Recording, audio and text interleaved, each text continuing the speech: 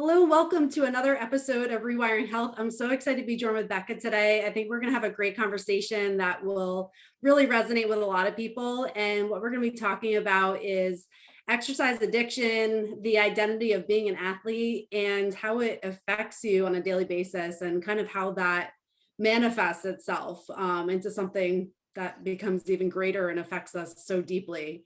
So welcome, Becca. Thank So happy you. to Good have to you be here. here. Thanks Yeah, for having me. definitely. Absolutely. So I know we were talking, we just want to share both of our stories because this is something that we kind of connected on a few weeks ago and impacts us very deeply and has impacted us deeply. And I don't know if you mind just sharing your story, kind of what your experience has been, and then I'll kind of piggyback off of that. Sure. So I'll make this as brief as I can because I could Mhm. talk for hours about this. Yep. Basically, I had been an athlete for most of my life. Mhm. I was sort of a late bloomer. I really didn't get serious into sports until about high school. But as soon as I was allowed to run around, join the gym, I did immediately. So sports have and working out have been ingrained in me since I was a little one.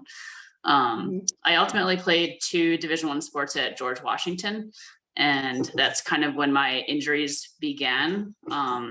I was playing soccer as my junior year. I sustained a Lisfranc dislocation in my foot, and that was the starter of what became just a slew of surgeries.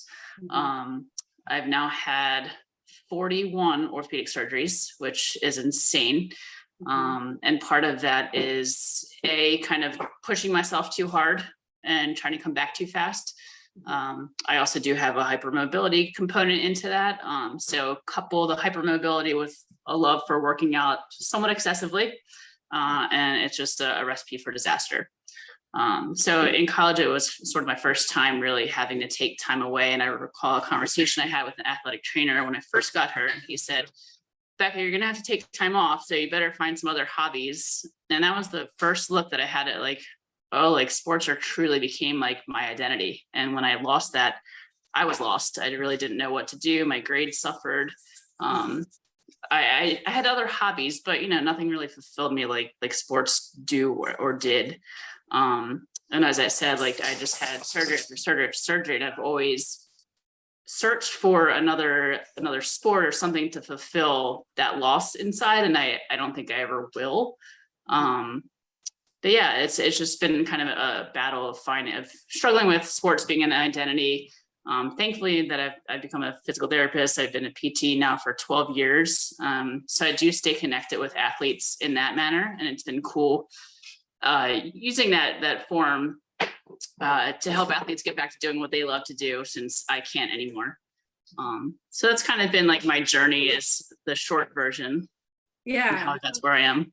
Yeah, and we'll dive definitely deeper into it because I know there's so many components to that, and the aspects of like how you kind of cope with that and other ways. So we'll definitely get into that for sure, and Yep. and kind of share my story. So same thing, always been an athlete, always identified as being an athlete, and played athletics all throughout school, and then my goal was to be a starter in the collegiate field hockey team. So worked my butt off to get to that point, and I went to school and obtained my goal. I was a starter my freshman year, and I think just the pressure, the changes, and a lot of other like personal components in that, I just kind of took things like to the extreme. I feel like I kind of removed myself from like the whole social setting of college. So I was very like isolated and just kind of got in my own head and just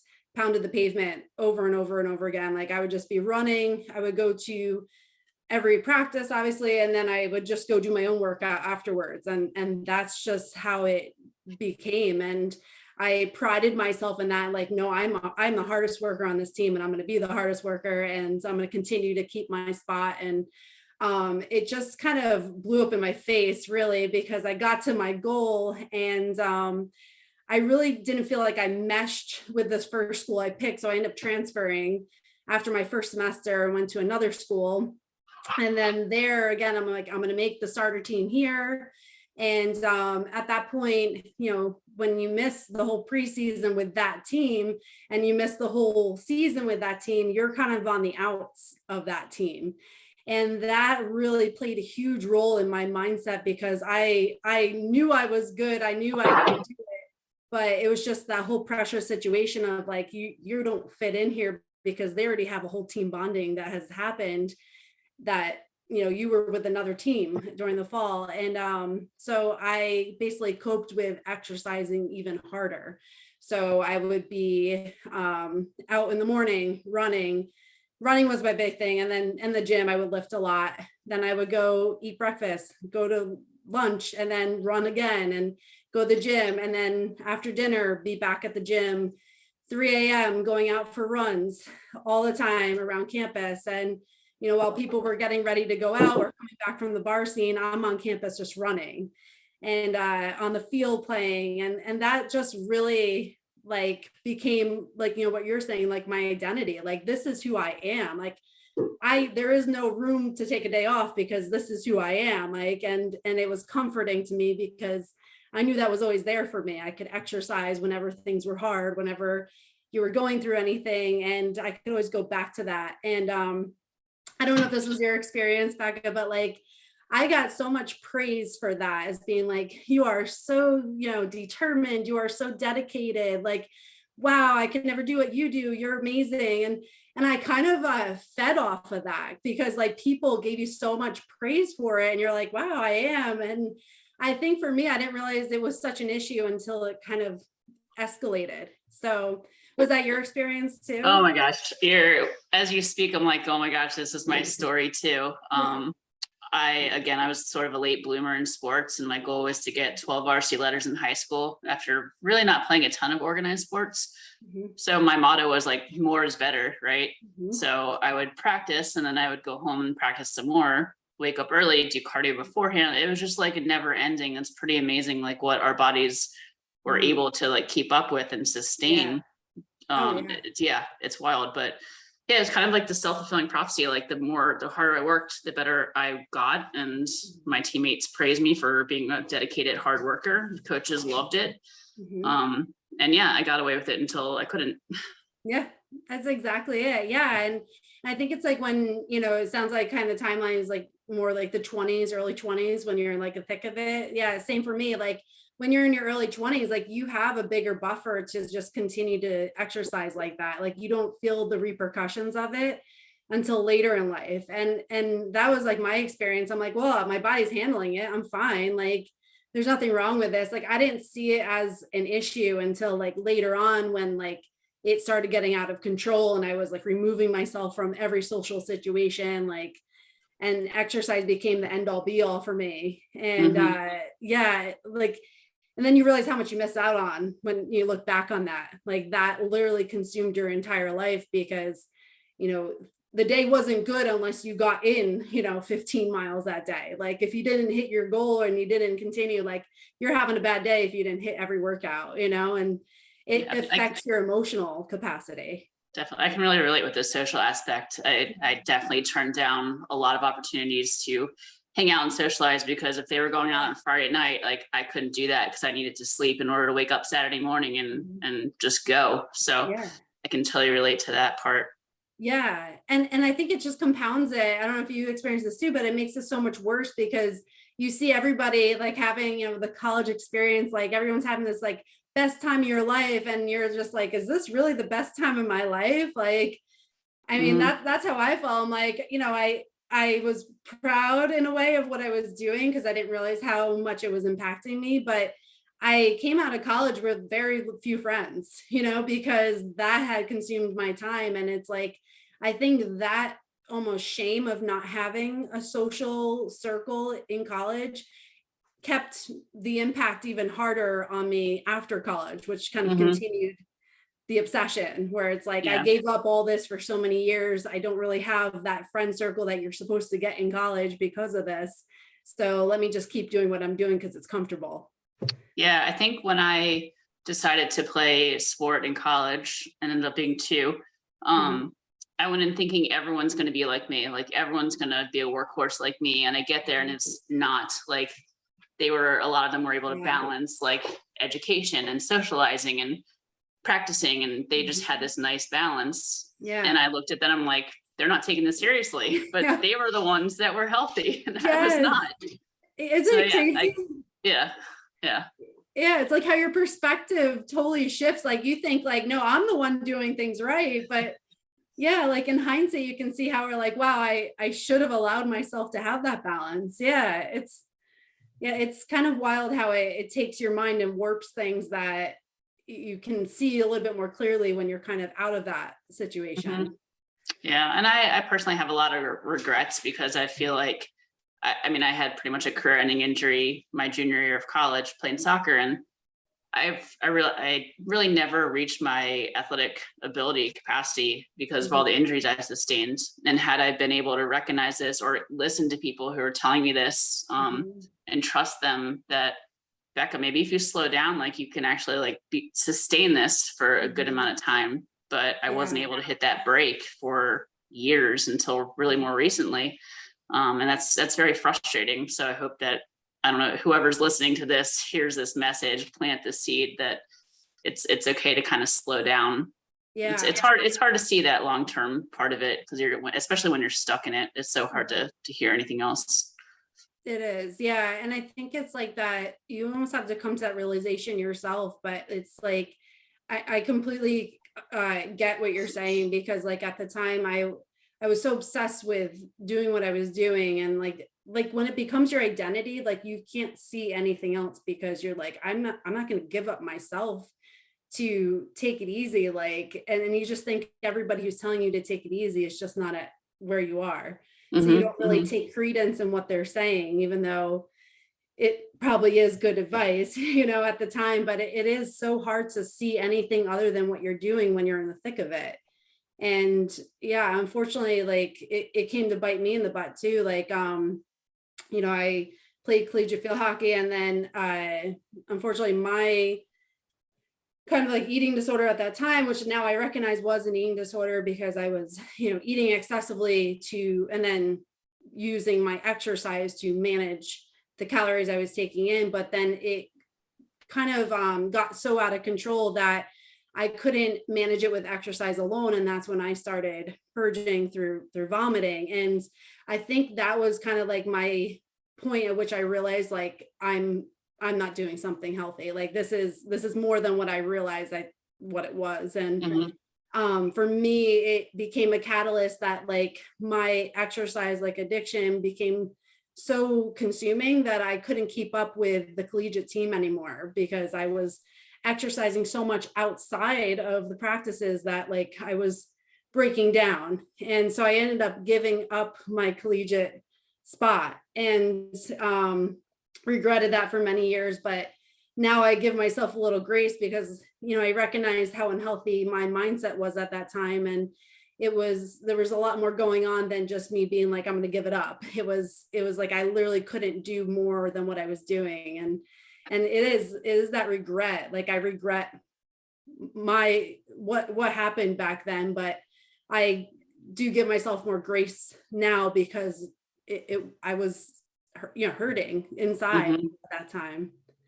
Yeah, it's funny, like it's not funny, but looking back, like I've had so many stress fractures because I couldn't sit still and let them heal. And Mhm, now I'm in my upper 30s with a partial knee replacement, waiting to mhm. have one on the other side. It's like, it's just, when is enough, right? Yeah.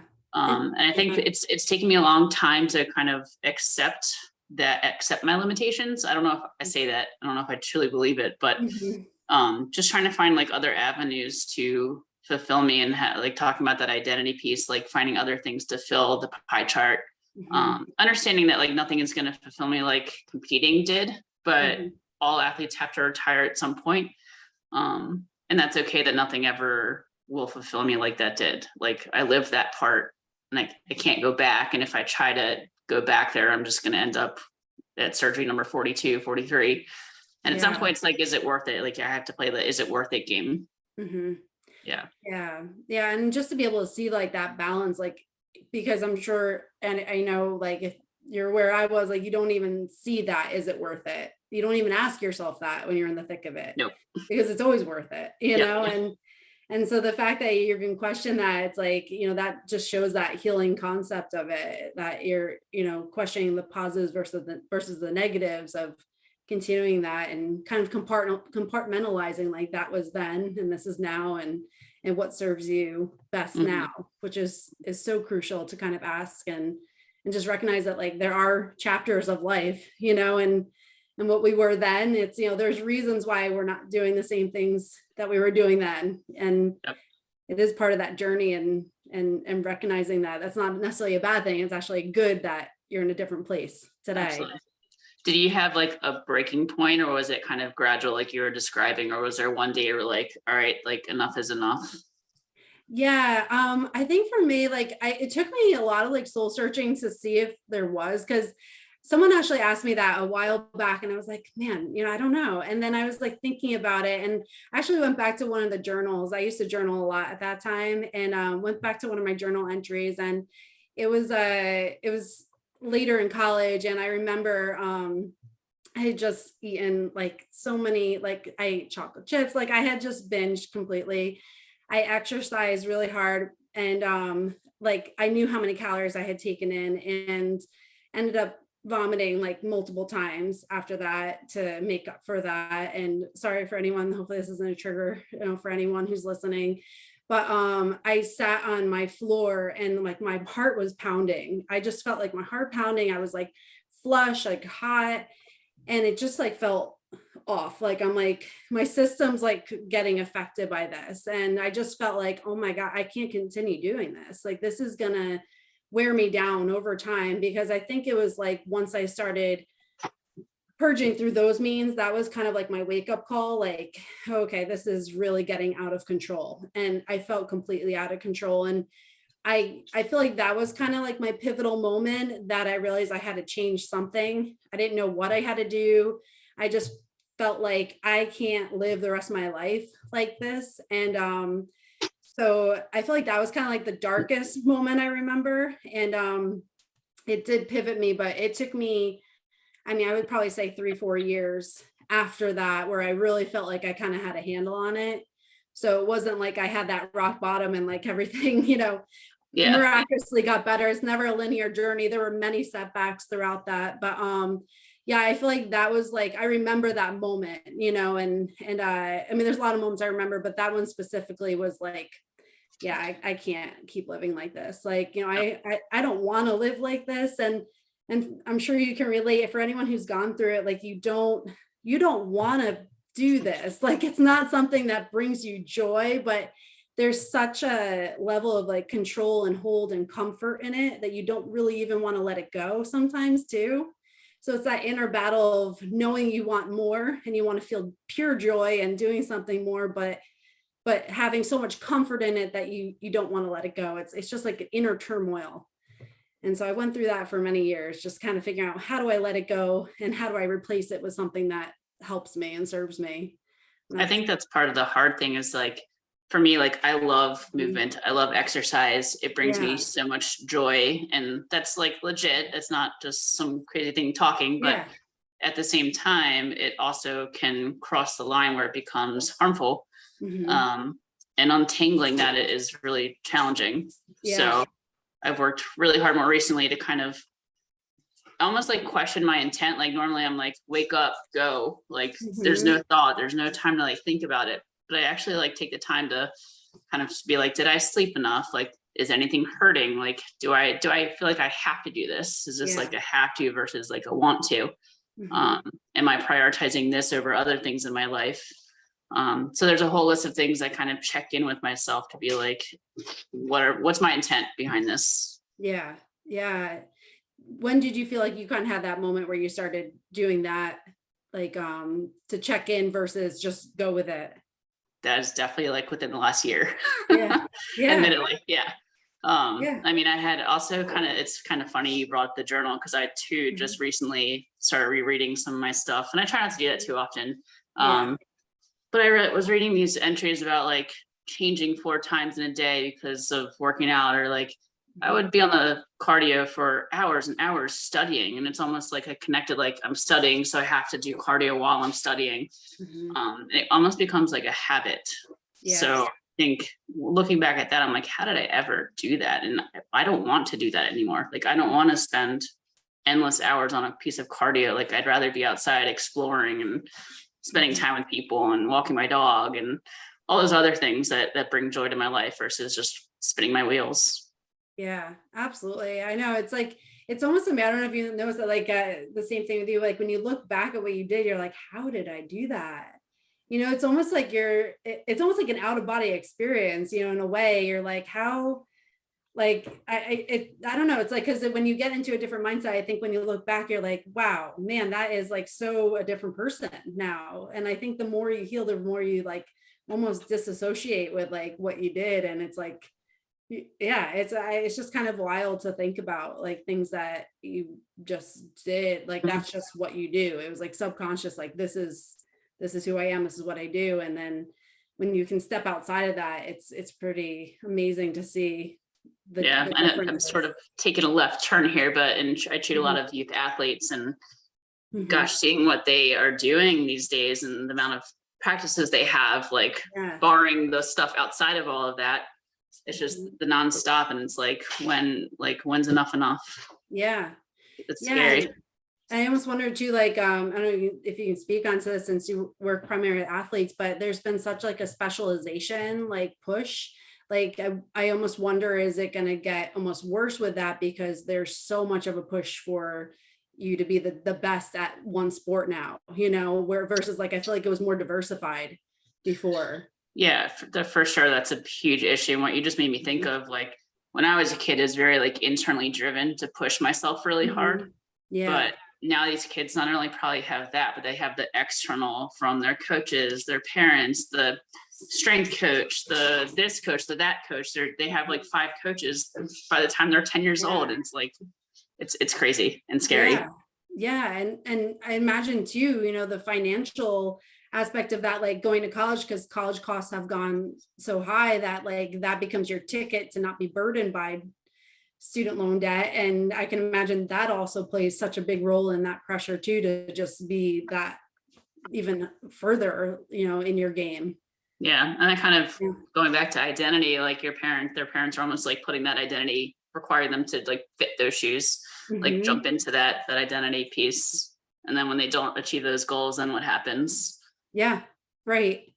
And that's, yeah, I mean, I could totally see how that can play into it too, because a lot of times it's like, you when you're stuck in that mindset of like never feeling good enough, then Hmm. you always have that like anxiety and worry that like if I don't do this, what are the consequences? Rather than like, how am I helping myself? It's like you must worry about what loss you'll have if you don't keep on raising the Hmm. bar for yourself. And then Hmm. it becomes very much that perfectionist mindset, which is the unobtainable. And it's something that sets ourselves up for basically failure every time because we'll never obtain that perfection.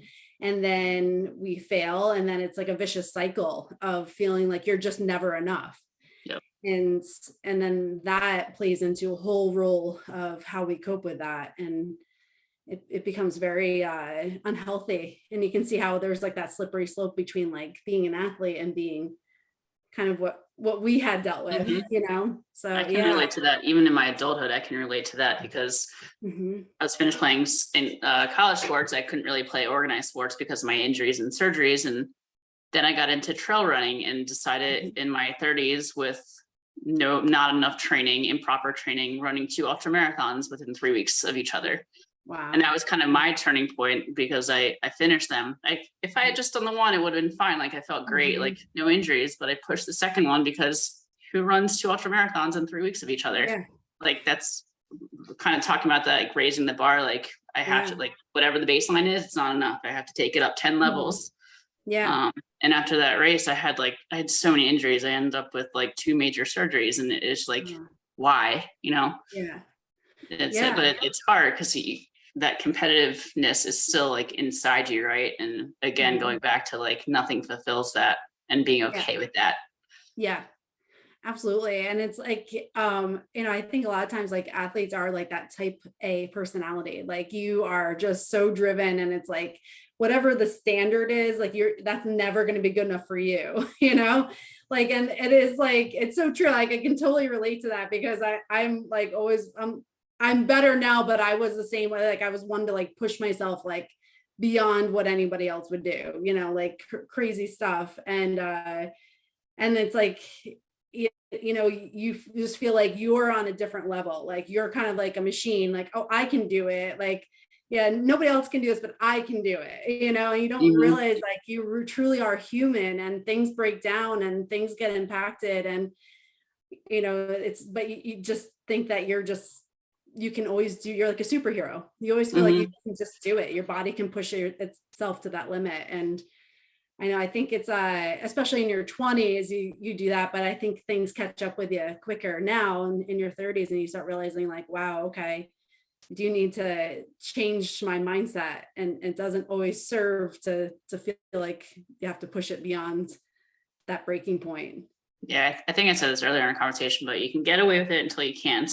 Hmm. And someone asked me recently, like last week, like, where do you imagine yourself in 30 years, having undergone 41 surgeries? Like, where do you see yourself? And it really made me stop and think, like, holy crap, like, I'm not on a good trajectory here. Like, Hmm. if I don't slow down or change something, then I might Yeah. be a very miserable human being. Yeah. Um, and I think, like, in your 20s, like, if someone were to have this conversation with me, I don't know if I would have listened, like, kind of like you said, you have to kind of unfortunately go through it and find your breaking point. And Hmm. unfortunately, sometimes it takes you to a point where you're very unhealthy and you need help.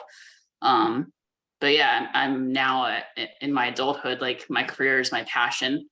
Hmm. And that's my priority versus competing in sports now. So I'm kind of trying to live to work for, I know it sounds live to work versus work to live, but I do love my job, and staying healthy so I can stay in the clinic and keep treating people and doing what I love to do. So it's kind of like my mindset has changed. Hmm. Oh yeah, absolutely. And it's like replacing your passion. Like I think you always need to have some kind of passion in life, and it's like if you can achieve a different skill set to have other passions, like that then can help you down the healing path too. Like, for Mhm. like I know you're saying you help athletes, so like that becomes your new passion of like helping others in that place. And I think it's easier to kind of get yourself out of a tougher mindset when you have a greater purpose, and Mhm. something that fulfills you and fills your heart, to be as cliche as that is, but fills your heart, versus like when I think like when you're in your 20s, like you're living for yourself in that time. Yeah. So that becomes your passion of like, how can I push myself? But then when you can broaden yourself, and not everybody in their 20s, obviously there's people at every spectrum, just happens to be our stories, but Yep. but yeah, I think you can like broaden yourself and see that there's so much more out there to fill you than just like that addictive exercise Hmm. behavior, which is so important to recognize. I Definitely. I know. know it. Good. Oh, and say like, kind of going off of what you were saying, like it caught up with me too, like in my mid 20s, I had chronic back pain from everything that I had done. And I mean, I had pain to the point where like putting shoes on was like tough for me. So I went from running multiple miles, doing half marathons, triathlons, you name it. I did like every road race I could for years. And now I'm having a hard time putting shoes on at 25, So for me, I'm like, what, same thing, like you talked about trajectory. I'm like, what is my trajectory? Like I knew I eventually wanted to have kids down the line. I knew I wanted to like be involved and be like, I love athletics, I love movement. I'm a physical therapist too, so we like live on this, and like, and that's your career too, you have to be able to use your body. So like I knew there was just more that I wanted to do, and like having that back pain was just like so like impactful to me, because I'm like, I did this to myself, so there was like a lot of shame in it. Like, and I remember going to a practitioner at that time, and this is before I was a PT, so I didn't know, as much as I know now, but they took an x-ray and they showed me my disc height between L4, L5, and they're like, oh, well, it's only like 50 to 75% of what it should be for somebody in their 20s. And, I asked them, well, what do I do about that? They're like, well, this is forever. There's no changing that. Like, it only gets worse. And that's basically like how they left me. And they show you the red, herniation, like, all the fear stuff. And I remember leaving that appointment being like,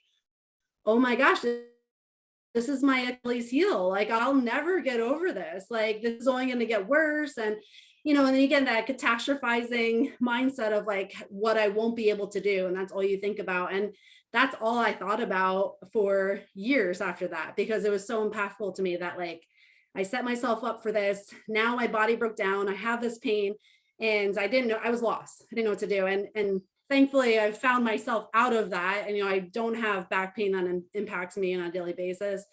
And, I would say I'm 99% healed from that. But it's really tough when you experience those setbacks physically, because you think of everything that you won't be able to do. And you lose hope in ever changing that. And that just is just a bad trajectory for anybody. Absolutely. Yeah, you brought up a good point about, like when I was younger, I would only focus on the things like I can't do and get really upset about that. Yeah. And now I try to think about the things that I can still do. So I had like a major knee surgery 3 months ago, and it hasn't gone fantastic. And it's been a very painful process. And I could sit on my couch and wallow, and I did a little bit, but I can walk my dog if I wear my knee brace. I can still like sit outside. I can go swimming. I discovered paddleboarding last weekend. So there's still things that I can do. Is it like everything I want to do? No, but I know that if I push myself as I have in the past, it's not going to get me anywhere. It's only going to get me further from where I want to be. So I think like after all the injuries I've been through, I call it like my pause button. Like I can hit the pause button and then play out the tape and be like, okay, if I do what I actually like really want to do, like where's that going to get me, and is that worth it? It's really hard to do that, but I don't know. I guess it takes practice. It's like any skill. The more you practice it, the better it gets. Oh, absolutely. Yeah, because it's very easy to get into the same mindset and just fixate on the negativities. But yeah, like when like you said, like practicing that skill of shifting your mindset and your perspective, like if you start thinking of everything you're capable of, it is like, it gives you a foothold to keep on thinking of things that you're capable of and get into a place that serves you better rather than, and it's true. Like I said, you wallowed for a little bit, and it's okay to do that. That's human, like everybody has that breaking point of like, where you just have to like be present in your emotions and be non-judgmental in that, because that's real life. Like we have moments where they're tough and they're sad and it affects us. And I think for anyone like who's going through that journey, like to feel shameful of that, or feel like, that's not good. It's like, I like how you brought that up and normalized it. It's normal, so, and it's healthy. It's healthy to be aware of those emotions and then figure out, okay, how do I take them and then use them to help me get to where I need to be. So yeah, I made a post about that on Saturday because I was at the gym and I tried to do a step up and I physically couldn't. Like I could not put enough weight through my knee to load it to stand up. And I'm like, are you serious? I'm 38 years old and I can't do a step up. And I was so angry. I got so mad and so upset. I'm like, all right, you know what? Let yourself feel the feels, and then you got to move past it. Because again, like if I get stuck in it, then things are not going to heal well, and I'm going to push myself and just go down that bad place. So I had my day. I had a bad day, and I like posting about that stuff to normalize it, because it is real. It does happen. Recovery. It would be great if all the conditions that we rehab, there were no setbacks, but it's inevitable to have a setback, and getting back on track and how you handle that speaks volumes. Oh, absolutely. Yeah. I mean, it's just the nature of anything. Like no matter what you're recovering from, it's never going to be always one foot in front of the other. Like sometimes you have to take a big step back to take a big step forward. And when you expect that and recognize that, you don't let it derail you. And that's the big thing. Like, just being consistent and continuing on that journey and just having faith that this is where you're supposed to be right now, and kind of using those lessons to project you forward rather than take you off the track completely. So I mean, I think that's just a great point you brought up there. Yeah, another thing, I know it's a little different topic, but getting back to the excessive exercise, Yeah. I think more recently when I work out or if I'm doing X, Y, or Z, and I'm like, I look back and compare myself to college self, and I'm like, well, it's not even close to that. So it's not even close to being excessive whatsoever. And I think it's important to kind of, again, step back and say like, okay, like, is this excessive for where I am right now? Like if I went and Mhm. hiked 5 miles, like that would be excessive, even though I ran an ultra marathon and did fine. Mhm. So it's kind of comparing like you to you where you are right now. And Mhm. is that excessive in that moment? And maybe even like working out for 5 minutes might be too much if you just had surgery and you need to be chilling out for a week or so. Yeah. So that's been more recent revelation for me. Be like, yeah, I did that in the past. I cannot Yep. compare it to that. Yeah, right. Yeah, and it's like you're in a different place than you were back then, and like that's like such a great point to bring up because we talk about a lot of times when you talk about comparisons, you talk about comparing yourself to other people, but just comparing yourself to your past journey is important. So that way you recognize like what's good for the present. Because if you're Mhm. living in the past and saying, oh, well, I used to do this isn't great, then you're only going to keep yourself stuck in that pattern. So it's Yep. yeah, And absolutely. you try to rationalize it. Well, I'm fine because I'm not doing what Yeah. I used to do. But again, like Yeah. even that might be too much. Right. Yeah. Yep. And even just taking a step back, like what's your driving factor? Like why do you feel like you have to run 5 miles right now? Like Mhm. what's driving that? Is it because you truly like would love to just be outside and enjoy the atmosphere and like, or is it something like, where it's some of those same mindset behaviors that like, no, this is because four is not good enough, Mhm. and Mhm. it's figuring that out for, anyone going through that, like what's your driving force and really taking a step back. And it's not easy to do that. Sometimes that like that awareness, that self-awareness is one of the hardest things to do. So it's like not downplaying it by any means, but even just knowing that you should kind of take a step back and be aware of that and recognize that is just a good starting point for sure. The self-awareness is huge. I think Hmm. again, like you were kind of talking about, oh, I did 4, but 5's better. And like I did X today, I had to do X plus Y and then X plus Y Hmm. plus Z the next time.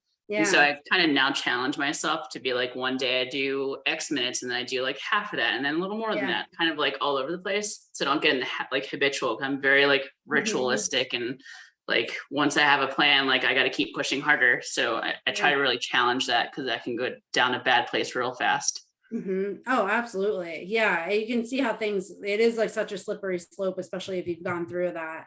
I remember Hmm. when like I was recovering from like my like exercise addictive behaviors, like I literally would just be like, okay, I'm going to do 1 minute less today. And like, it seems so silly, Hmm. but it literally was like that much. Like I had to baby step it where like 1 minute less, that's it. Just do 1 minute less because for a lot of people it is about like, oh, how much can I keep pushing myself? But for me, like when I was recovering, it was like, how can I just do a little bit less than what I did and be okay with that, like not come down on myself because I didn't do more. And that's like one of the hardest parts is like changing that mindset because it's so ingrained to just do more and more and more. And, it's never good enough. No matter what you do, like you should have done more.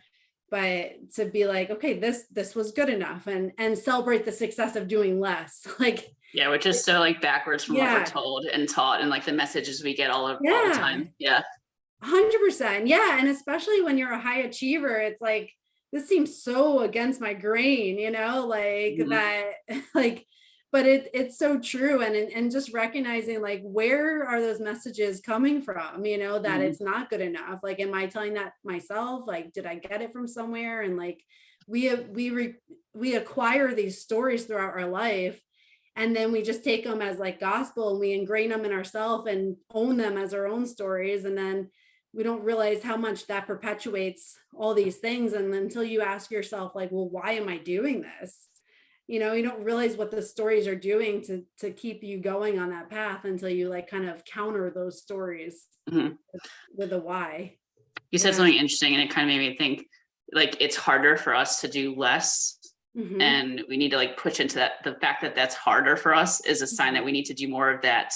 Like it's Yes. easy to push. It's so easy like to just keep doing that.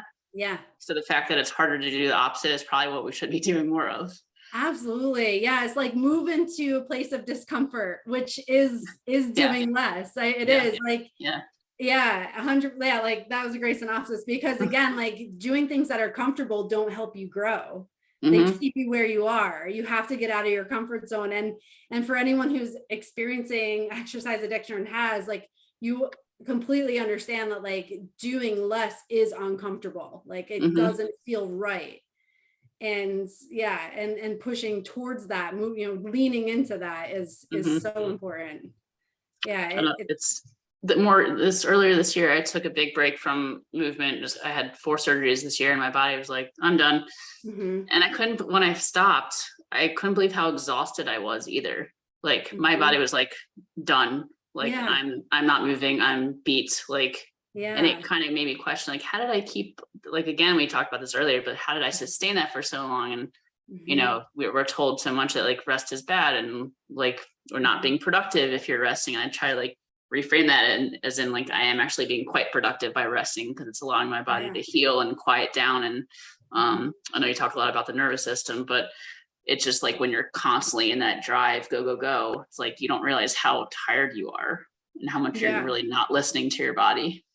Oh, 100%. Yeah. It's funny, right? Like the fact that you brought that up, because I literally had this conversation with somebody the other day. It's like when you're in the thick of like a stressful situation, like for the most part, you pull up your bootstraps, you do it, you handle it, and you keep yourself composed. Like I think anyone who works in the medical field, you've been through something that you had to act like that. And many other jobs kind of require that too. But you have something that happens that's very stressful, you handle it, and then it's like the aftermath of when you can like let your guard down is when you experience all the repercussions of what you put yourself through. So you Mhm. have that like the nervous system, the sympathetic drive, it keeps up here, and then when you literally give yourself that message of like, okay, now you can release, you just have that complete collapse where you go into like almost this like a motivation phase, depression, like it hits you. And I think that's when you realize like how much it did impact you.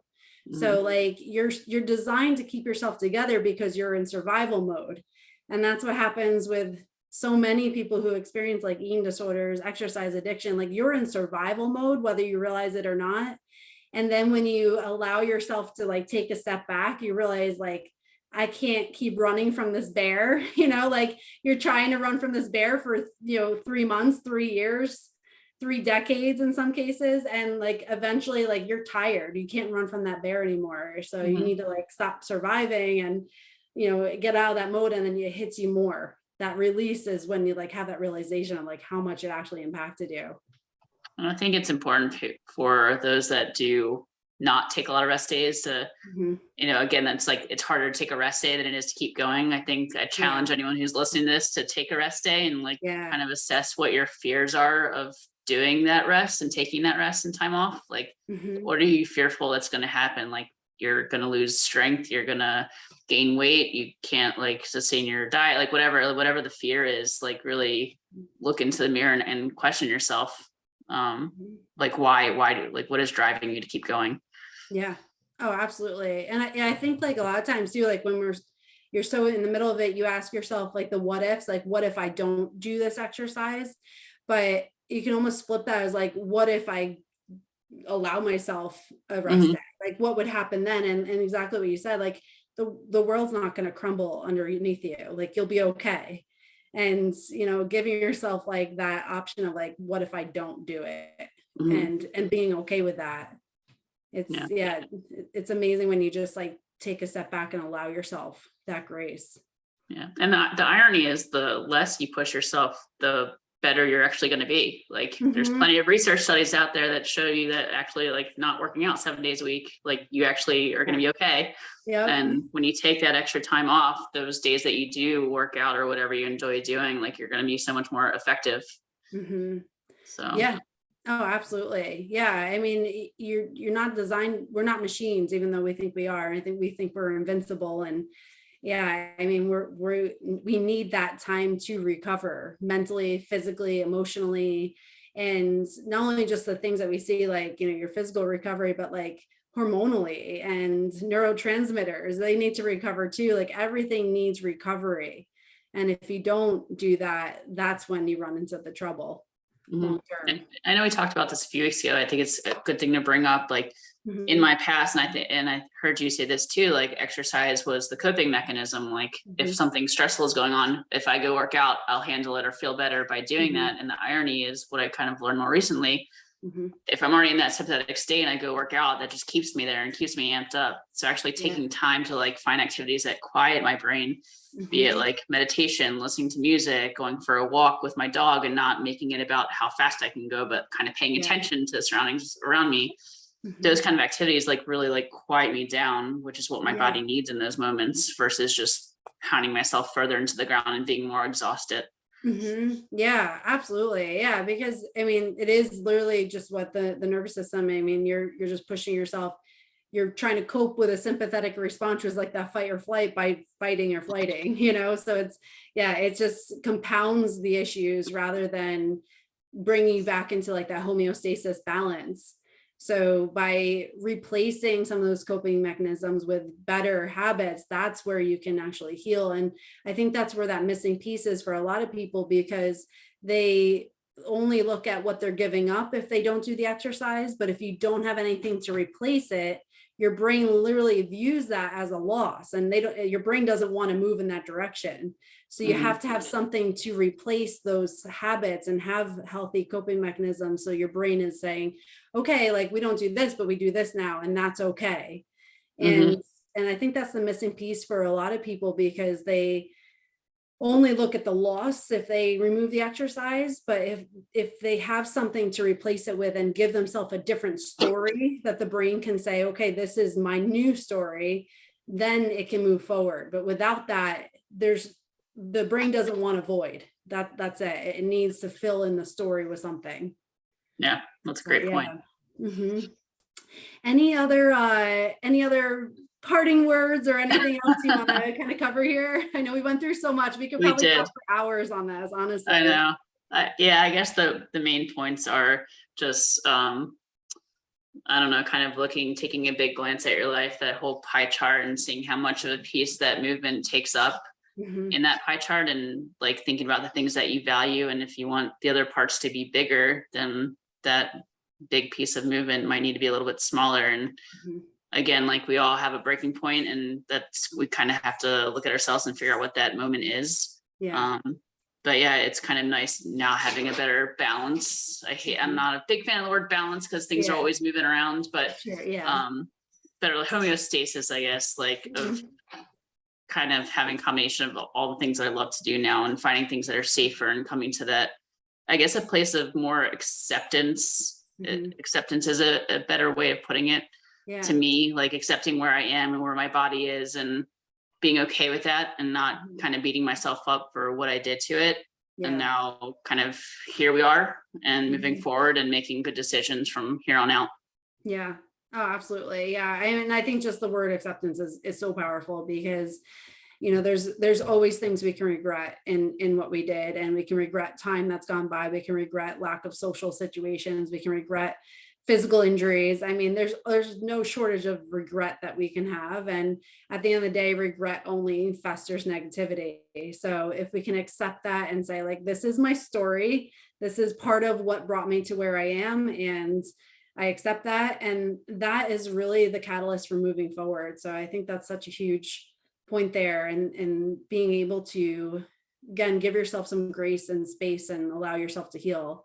So absolutely. And I would say, piggybacking off of that, for anyone who's maybe going through some of those similar things that we went through, and, with the exercise addiction or any kind of eating disorder, like there is ability to change, and the brain is always adapting to new stories and new stimuli. And if you're in a tough place right now, it's completely possible to move forward and get yourself into a better space. And I would say, just don't catastrophize things. Don't feel like this is the end all be all for you, because there's so many opportunities to change your story. And I don't know if you found this, but I used to be very secretive of my eating disorder, and very shameful of my experience with that, and how much time I allowed myself to do. But I've found it to be just like one of the most empowering things that like, wow, I've overcome that. And that is my story. And that's part of who I am. And, using it as a strength now rather than something that's shameful. So I find that a lot of times the biggest struggles we go through become our biggest strengths later on. Definitely. And I also want to add to that, because that's a great point, but you're Mhm. not meant to do it alone. Like, Mhm. I have not gone to where I am by myself, and I wasn't Yeah. born with the tools of how to deal with all of this. So even if Mhm. you don't have a big support system, just tell one friend, open up to somebody, Yeah. just, kind of like things thrive in secrecy, and it's not Mhm. going to get any better if you don't open up, and start working on Absolutely. it. So yeah, reach out to Yeah. somebody, anybody. 100%. Yeah. Great point. Because again, the hardest battles in life are not meant to be fought alone, for sure. Well, I will leave for anyone who wants to connect with you, Becca, I'll leave your links and your contact information in the show notes here. So I'll have that below for anyone listening to this. And definitely feel free to reach out to either one of us if you have any questions, comments, or anything on this episode. We would love to hear from you. And thank you again so much for being on. I think this is so valuable for so many people, and it's not something that's often regularly discussed. And I think a lot of people are going to really resonate with both of our stories here. So thank you. Yeah, thanks for having me. Yeah, absolutely.